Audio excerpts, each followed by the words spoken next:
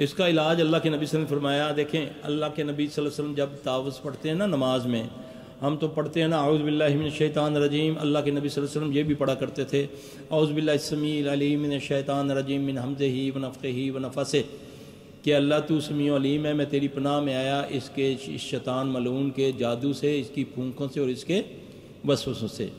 اگر نماز میں تمہیں کوئی زیادہ ایک تو نماز کو آنکھیں کھول کے پڑھنا چاہیے، اور اپنی ساری نماز تشہد کے علاوہ پوری نماز میں آپ کی نظر جو ہے وہ آپ کے سجدے والی جگہ پر ہونی چاہیے، الا کہ آپ سجدے میں بھی آنکھیں نہ بند کریں، اس سے دماغ بھی تیز ہوتا ہے اور نظر میں بھی خرابی نہیں ہوگی یہ ایکسرسائز کرنے سے.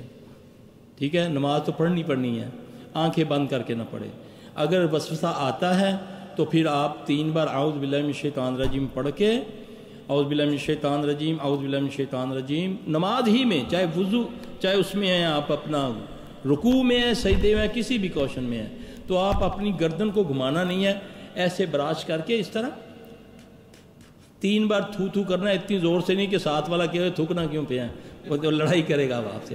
آرام سے بس محسوس ہو کہ میں نے تھو کیا ہے. انشاءاللہ یہ علاج ہے، کیونکہ اللہ کے نبی نے اس جن کا، اس شیطان کا نام بتایا ہے کہ اس کا نام خنزب ہے، جو اس لیے فرمایا نا کہ مل کے کھڑے ہوا کرو. میں نے دیکھا کچھ نہیں، یہاں پر کوئی انتظام نہ، کوئی مل کے کھڑا ہوتا ہے. آپ نے فرمایا نسخہ تو یہ ہے نا، ہم کہتے ہیں امت لڑتی ہے آپس میں بڑی ہے نا، نبی نے نسخہ کیا بتایا کہ جب تم مل کے کھڑے ہوگے نا، قدم سے قدم اور پاؤں سے پاؤں، اپنا کندھے سے کندھا ملا کر، اللہ تمہارے دلوں کو ملا دے گا.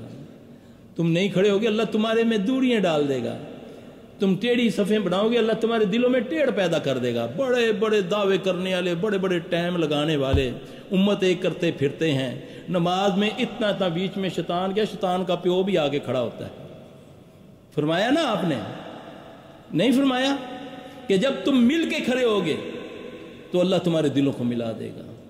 یہ نسخہ ہے محمد صلی اللہ علیہ وسلم والا.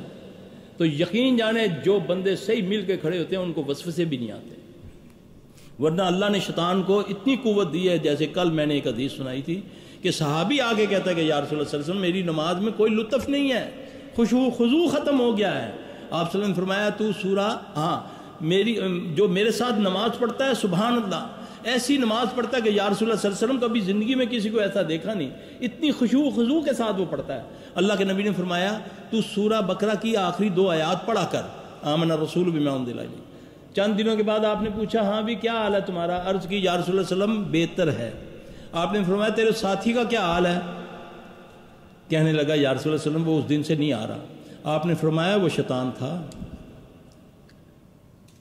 نبی موجود ہے، مسجد نبوی، صحابی رسول ہے، لیکن شیطان جن انسانی روپ میں آ کر اس کے ساتھ کھڑے ہو کر اس کو ورگلا رہا ہے.